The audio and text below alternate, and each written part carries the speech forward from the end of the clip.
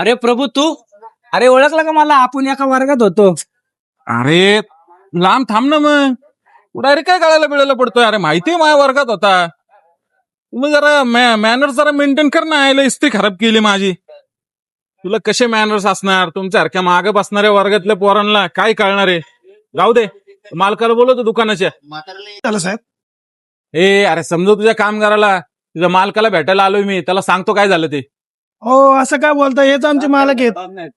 अरे कृष्णा, तू या दुकानाचा मालक आहे? अरे सॉरी बाबा, सॉरी. अरे ओळखलंच नाही. पण तू एवढा मोठा अचानक कसं काय झाला? अरे तुमच्यामुळेच झालो. आमच्यामुळं? आम्ही असं काय केलं? तुम्ही जेव्हा मी नापास व्हायचो तेव्हा मला चिडवायचे, लुजर बिजर बोलायचे. मला वाटायचं आयुष्य आता काय जीव देऊ.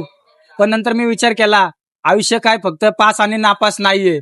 छोट्या चहाच्या टपरीपासून स्टार्टअप केला आणि आज या हॉटेलचं मी मालक आहे.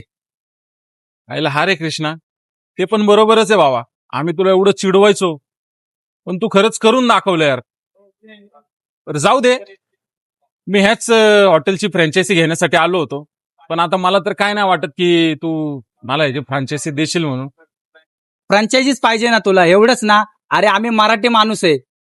आपण कधी दुसऱ्याचे पाय ओढत नाही. हे लोकांनी गैरसमज उठवलाय की मराठी माणूस मराठी माणसाचे पाय खेचतो. पण आपण तसा नाहीये भाऊ. तुला बिझनेसला मी मदत करणार. तुला फ्रँचायझी पाहिजे ना? एका अटीवर देणार. कधीच आहे ना समोरच्याचे कपडे बघून आहे ना माणसाला कधी जज नाही करायचं. कळलं का? खरंच भावा, थँक्यू कृष्णा यार. पण तू आज मला लय मोठी गोष्ट शिकवली की कधीच कोणाचे कपडे बघून किंवा तो परीक्षेत नापास झालाय पास झालाय बघून आहे ना त्याची आपण त्याला जज नाही करू शकत. थँक्यू भाऊ.